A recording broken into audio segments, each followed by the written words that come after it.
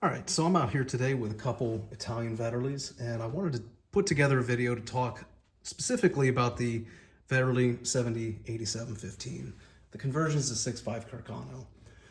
I see a lot of questions and concerns that people have about shooting these, and wanted to provide a little bit more information on these rifles specifically. But in order to do that, we really need to talk about all three of the major patterns of the Vetterli rifles. So I've got the model 1870 up here, the model 70-87, and the 70-87-15.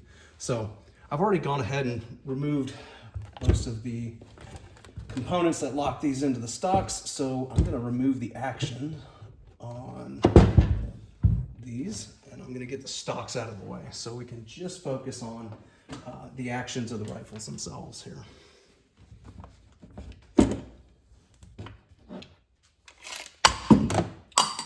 And when I do that, I'm gonna send the magazine flying.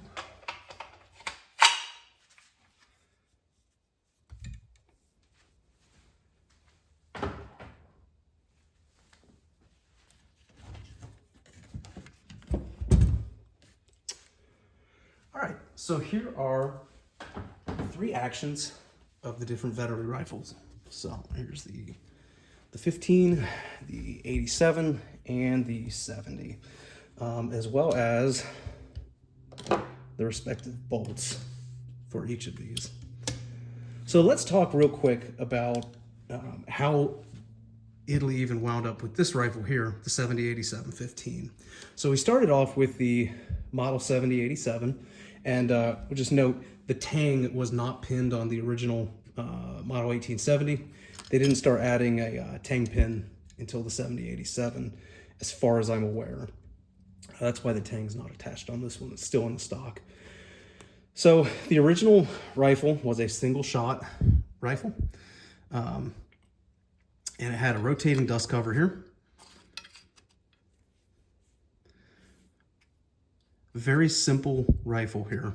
Among other things, there was a ejector drilled in right here, and that you could see that right there. That served to kick the case out when you were opening the bolt. Here's the bolt. Flat bolt face here. Narrow channel for that ejector. And this would mostly remain relatively unchanged. Just the general bolt style here.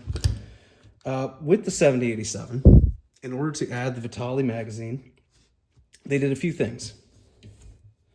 So for starters, we have a much more significant opening at the top of the receiver here compared to the 70-87, or compared to the 70, sorry.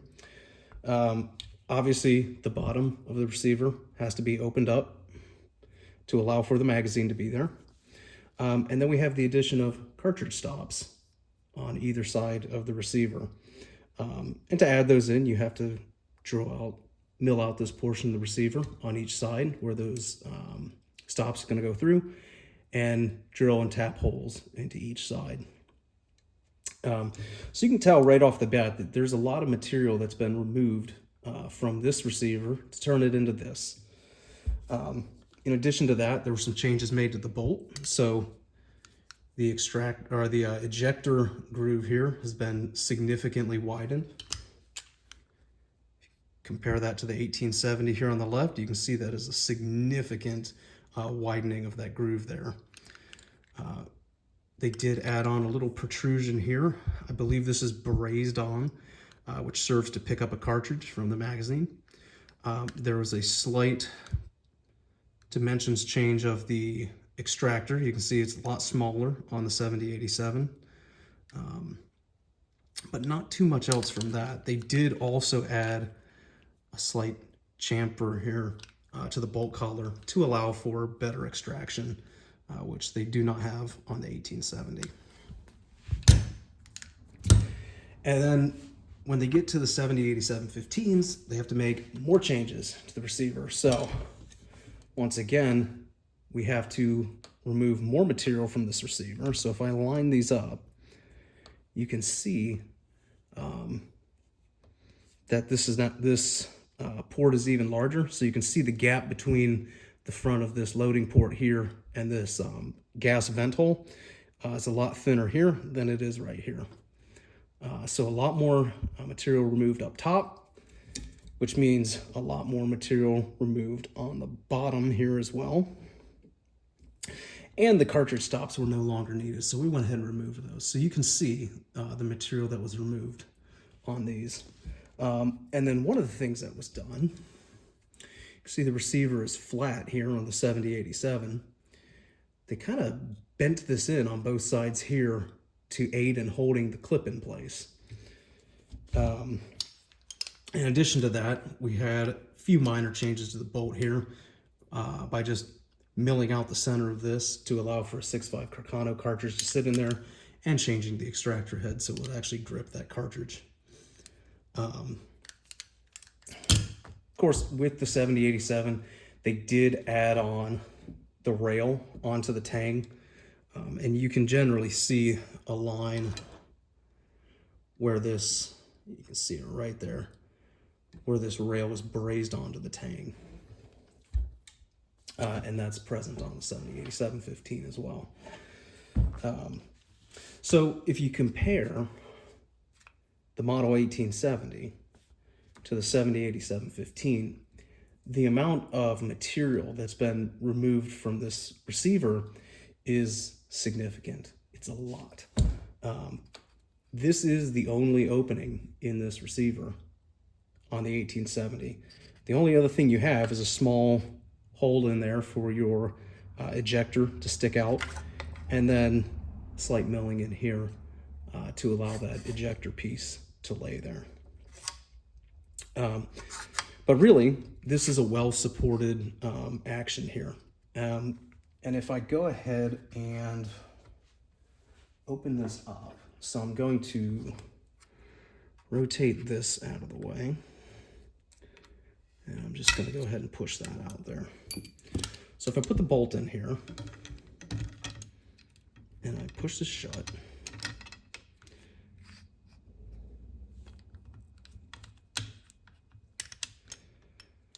this is a very, very solid action. So I'm going to go ahead and do that for all three of these so that you can see the difference here on these.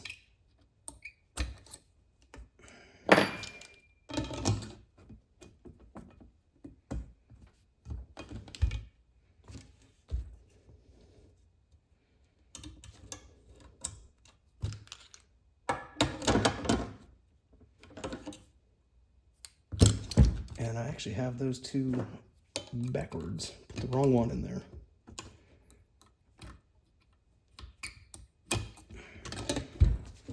And this one goes in here.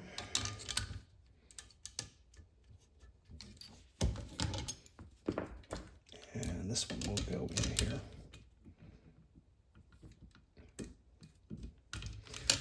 All right.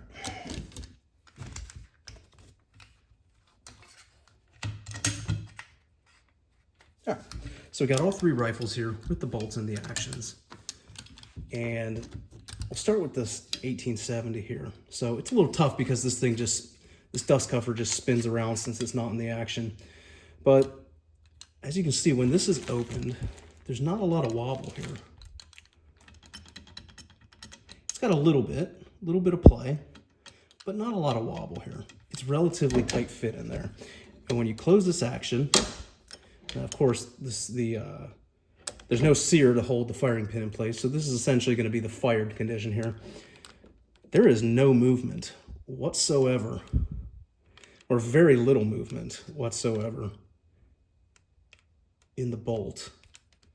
The fitment of the bolt into the receiver on these rifles is very, very precise, and have currently five 1870 pattern rifles, carbines, different Vetterlis, and they all have the same type of lockup. It's very, very tight, and really should cause no worries whatsoever.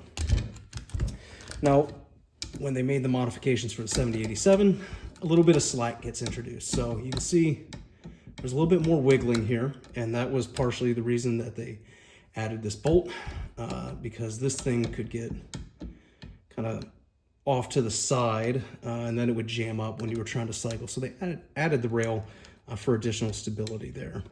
But when you close this, let me get this out of the way. Again, this is a pretty tight fit here. There's really not a lot of play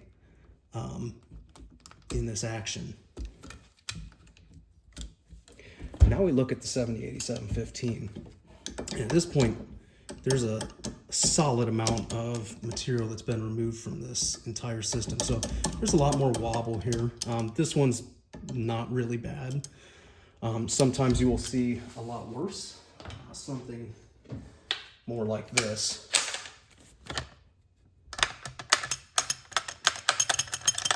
So there can be a lot of slop in these actions depending on the example that you get. But looking at this example here, this is a particularly good example. This is one that I shoot a lot. This is my primary shooter here of 6.5. You lock this one up, and there's more play to it. This one's good. There's not a lot of play in this one, but sometimes you'll see this.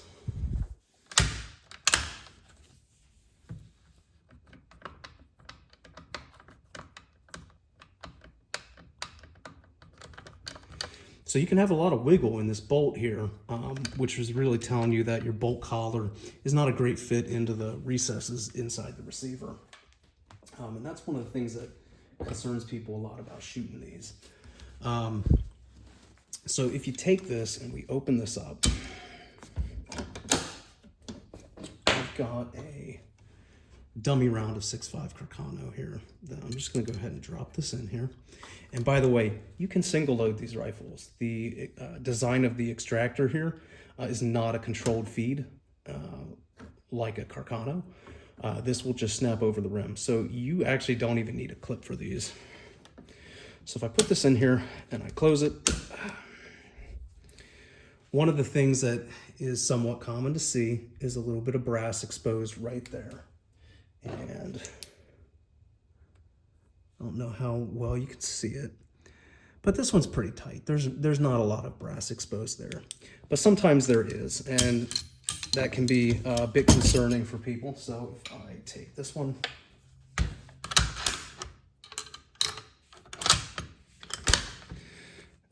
looking at this, got a little bit more there. So when you're looking at one of these rifles and trying to decide if you want to shoot it, one of the things that you should be checking is how much brass is exposed when you chamber a round. So take a dummy round, drop it in there, chamber it, and check. Generally, you know, the less the better. And I have shot rifles that have had probably about a millimeter or so of brass of this case head exposed, and it really hasn't caused me any problems yet.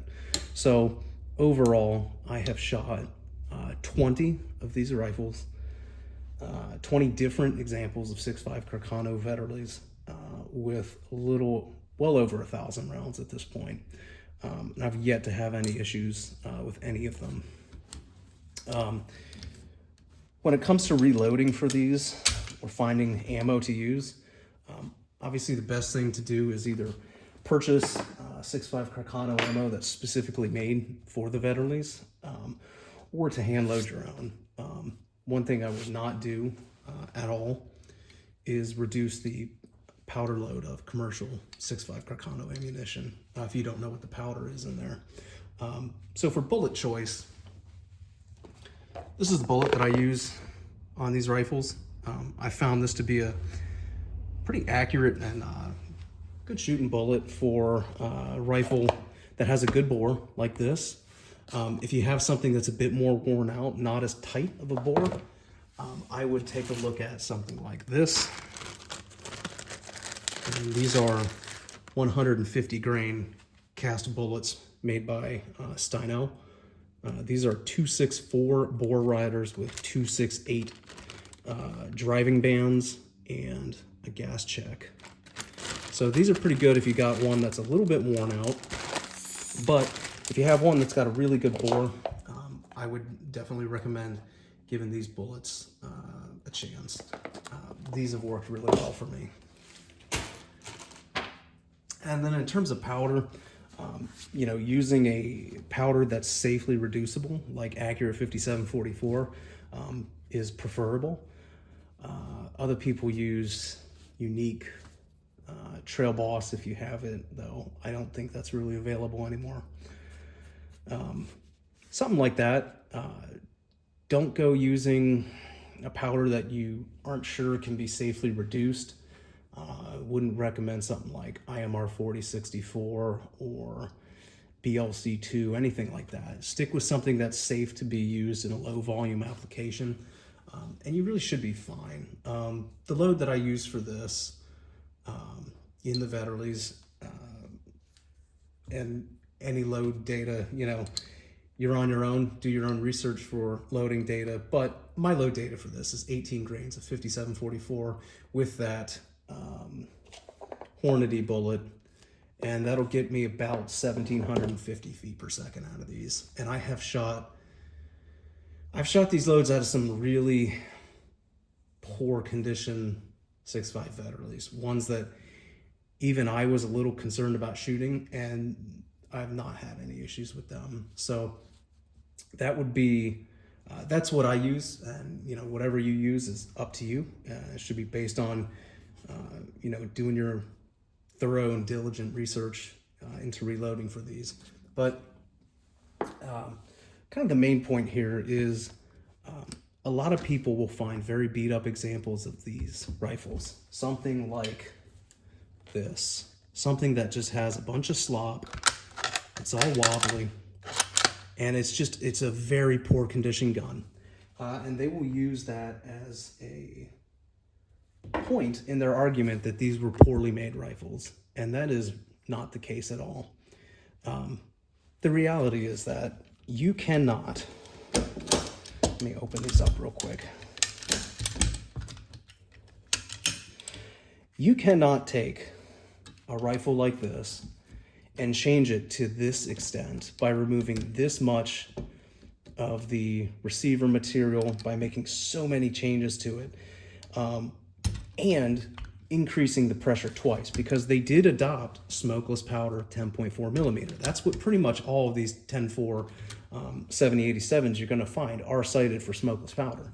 So they already switched from black to smokeless way back in 1890. So they had about 25 years of using that before they even started converting them to 6.5 Crocado. So in addition to having two separate times when the pressures have increased,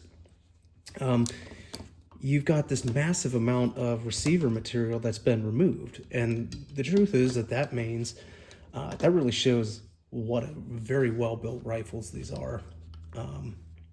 These are not junk rifles. They have been used in many cases for 70 or 80 years. And as such, they are just pretty beat. So I would highly recommend getting one of these if, you know, at the bare minimum, it's a fantastic piece of history that I think you should have in your collection. But these rifles can be an absolute blast to shoot out at the range. It's really fun to take these out and do some light plinking with them with some good 6.5 Crocano loads. But the bottom line is you can shoot these rifles if you're careful. If you check over and you make sure that you've got a decent lockup here in the action, you don't have too much slop in there, you don't have an excessive amount of brass that's exposed that risks blowing out, and you do other precautions like minimize the reusing of your brass, right? I personally won't use brass more than 3 times for one of these before I just toss it. And again, you can do as you feel fit based on your own tolerance for risk there, but I choose to let those brass go after 3 uses. And, you know, just pay attention. Make sure you're getting impacts downrange. I've never had an issue squibbing these. I'm not really sure of anyone else who has either. So don't download too far that you're going to risk doing that. But yeah, that's about it. Pretty simple, hopefully not too detailed overview of these.